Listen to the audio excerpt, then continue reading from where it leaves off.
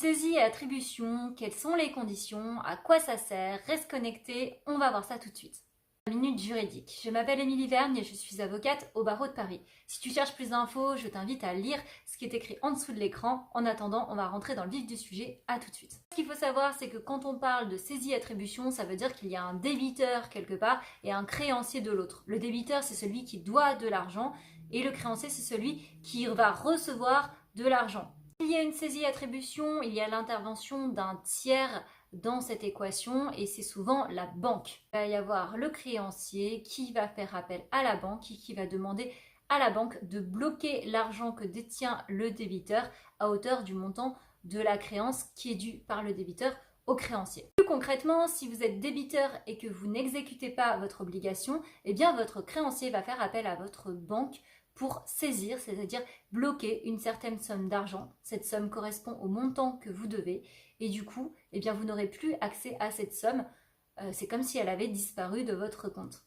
Comme des conditions à la saisie et attribution et elles sont au nombre de 4. On va les voir une par une. Chose, les créances doivent porter sur des sommes d'argent. Chose, une décision de justice doit avoir reconnu votre créance. Chose, c'est un huissier qui va être en charge de rédiger l'acte de saisie sur votre compte bancaire et qui va délivrer cet acte à la banque. Deuxième condition, pour que cette procédure soit valable, eh bien après qu'il y ait une signification de cette saisie à la banque, elle doit vous être signifiée dans un délai de 8 jours. S'il s'agit d'un compte joint, chacun des titulaires du compte doit avoir reçu la signification de cette saisie. Vous êtes informé donc de cette signification de saisie à votre banque. Vous recevez une notification et dans la notification, il doit y avoir certaines informations pour que ce soit valable en termes de procédure.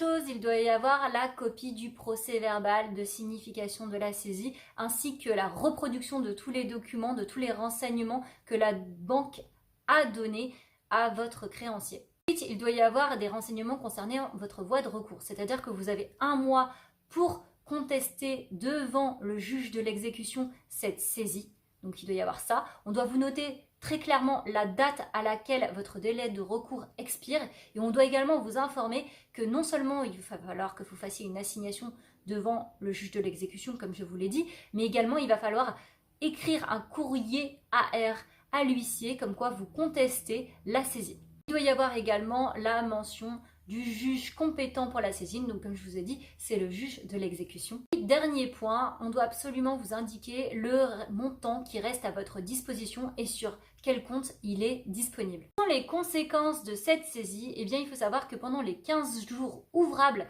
qui suivent cette saisie, votre compte bancaire est bloqué, tout simplement pour pouvoir déterminer les sommes qui peuvent être mise à disposition de votre créancier. Il est tout à fait possible de contacter l'huissier pour voir ensemble des conditions de main levée, donc voilà avec lui, dans le cadre d'un échéancier. C'est à lui après de voir avec son client si les conditions que vous avez mises en œuvre sont acceptables ou pas et en cas de désaccord, il faudra saisir le GEX, donc le juge de l'exécution, pour pouvoir régler cette situation de manière judiciaire. Bien attention aux chèques que vous avez remis avant cette saisie parce que votre compte peut être crédité ou débité. Donc pendant ce délai de 15 jours, si vous avez déposé un chèque ou que quelqu'un a déposé un chèque que vous aviez rédigé, donc ça c'est aussi important de le savoir. Les montants saisissables et plus exactement lorsque vous devez un montant qui est supérieur que ce qu'il y a sur votre compte, comment est-ce que ça se passe? Est-ce qu'on peut quand même tout vous prendre? Eh bien non, on ne peut pas, il y a quand même des règles à respecter. Là, pour commencer, on doit vous laisser au minima la somme de 565,34 €. Pourquoi? Parce que c'est le solde bancaire indisponible et c'est fixé par la loi. Il existe d'autres sommes qui sont insaisissables par nature, comme les minima sociaux, les prestations familiales, mais également les frais de remboursement médicaux. Et si votre compte est négatif, eh bien aucune somme ne peut être bien entendu prélevée, vous l'aurez compris. Comment contester la saisie? Ça, nous l'avons vu juste plus haut. D'ailleurs, c'était noté dans le PV de notification que vous avez reçu. Donc, comme je vous ai dit, vous avez un délai d'1 mois pour commencer. En plus, vous devez saisir le juge de l'exécution, mais également, vous devez écrire un courrier AR de contestation à l'huissier. Donc vous allez tenter une voie amiable et bien entendu cet huissier a le droit de vous dire oui ou non. Et derrière, s'il n'y a rien, forcément ce sera le juge de l'exécution qui prendra la décision. Lorsque vous avez fait un recours de la saisie, qu'est-ce qui se passe? Tout est suspendu. Il n'y a plus rien qui peut se passer dans cette attente de la décision du juge de l'exécution. Et si la contestation est acceptée, c'est le juge qui va déterminer le montant qui peut être saisi de manière exacte. Comment être payé de manière concrète derrière?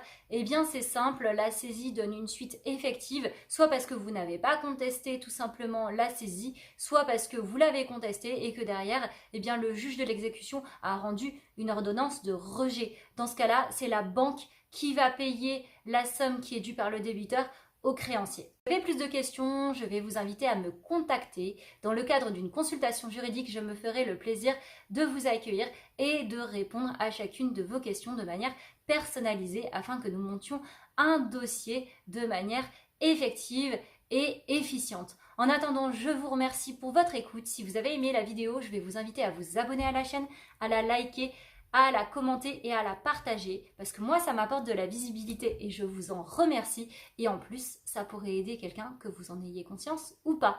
Sur ce, je vous remercie pour votre écoute et je vous dis à très vite. Au revoir.